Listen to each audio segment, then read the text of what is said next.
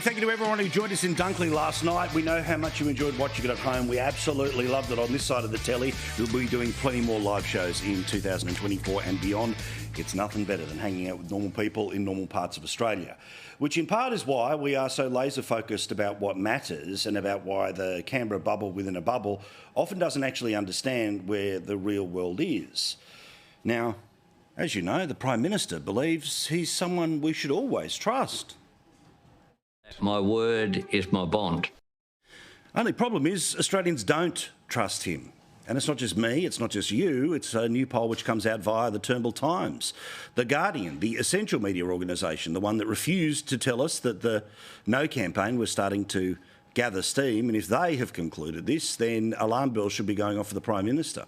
The poll that they released today asked just how many people trusted the Prime Minister. In March of last year, it was 51% of people who said, yep, I'm all in. Well, now it's 37%. Just 37%, 1 in 4 voters, 4 out of 10 voters, who say that they trust the Prime Minister, and that's down 14%.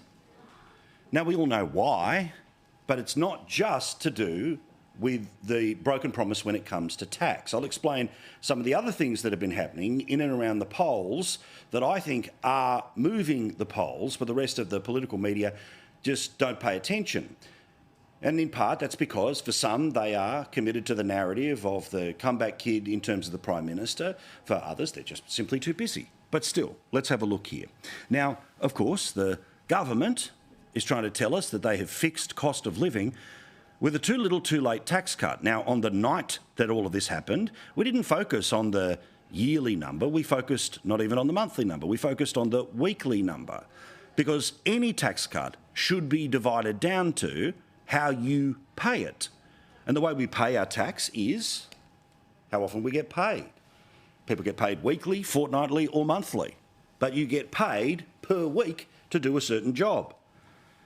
Therefore, forget all of the talk of 2,000 here and 4,000 there. The reality was $15 a week for people on $45,000. It's less in the seat of Dunley, where it's just $14.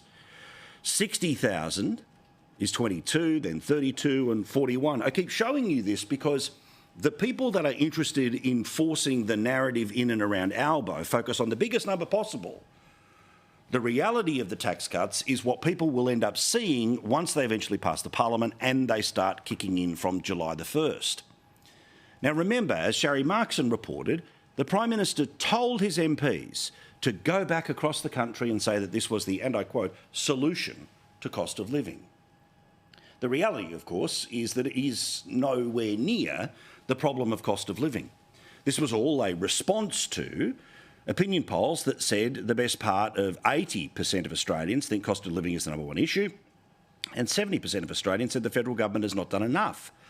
And of course, the reality is they have not.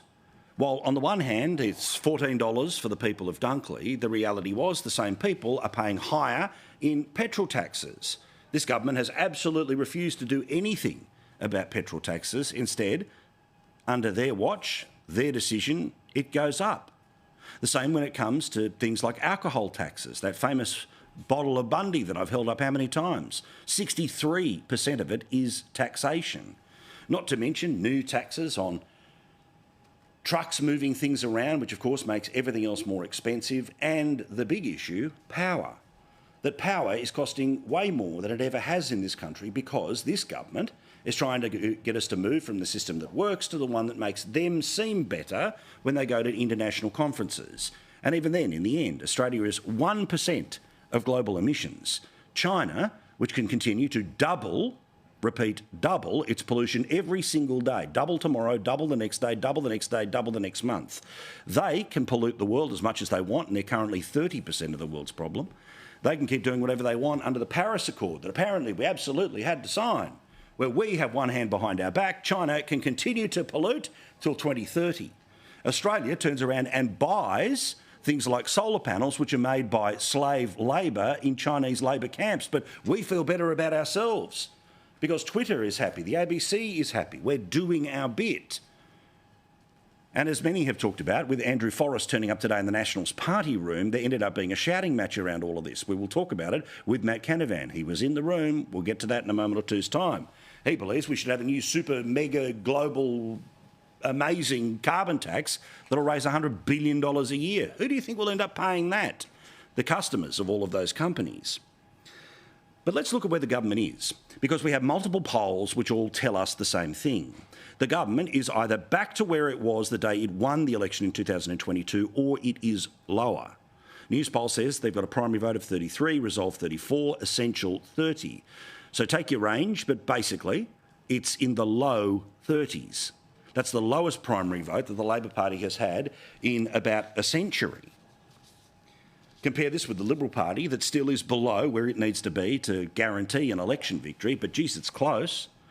40 is what they need. Resolve says they've got 37, Newspoll says 36, and Essential says 35. But it doesn't really matter. All you need to do is see that 3 in a row for Labor is down, down, down, like the old Status Quo song where they use the Coles ad about prices down. And for the Libs, it's up, up, up a little, or significant numbers.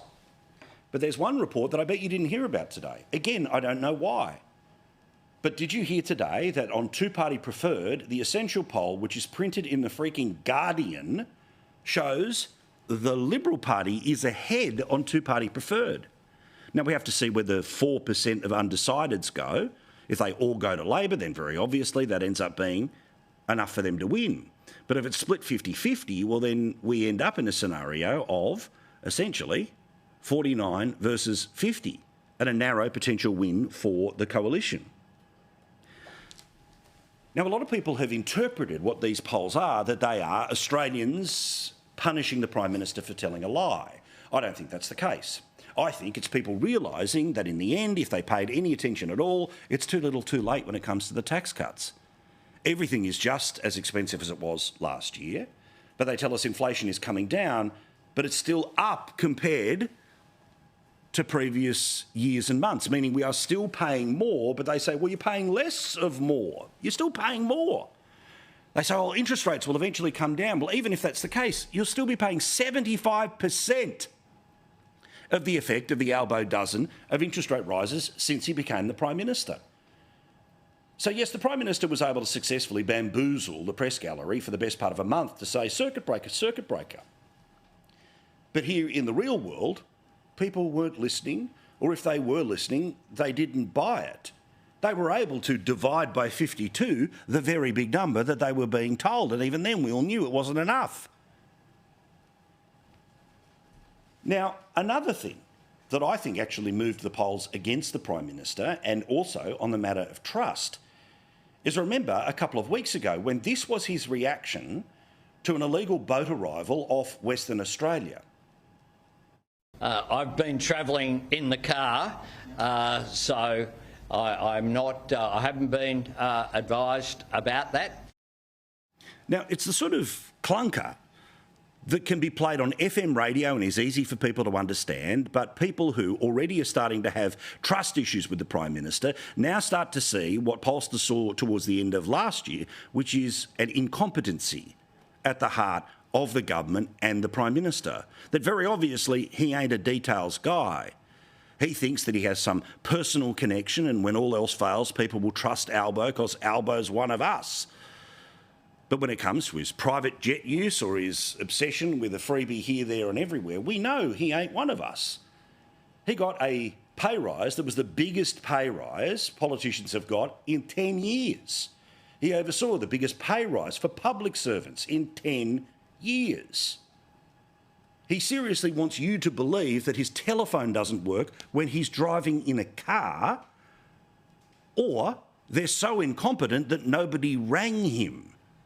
Either way, that was a big event that happened in the past couple of weeks, and it was a reminder of what we were all told didn't matter during the election campaign, that this guy, well, maybe just is not across the detail. He's good at acting the part, but actually showing the nous to run the country, well, we all know what happened in the first days of the election campaign 2 years ago. It's up to people to ask whatever questions they want. Andrew. What's the national unemployment rate? national unemployment rate at the moment is, I think it's 5.4. Sorry, I'm not sure what it is. Now, this is a sign that, again, we were told did not matter. It was a media obsession. And it didn't affect the result of the election. But if you want to have a look at where the polls are right now, we'll take your pick. The Prime Minister has lied. The Prime Minister has not offered a solution when it comes to cost of living. He's pretending that he doesn't know about matters of national security.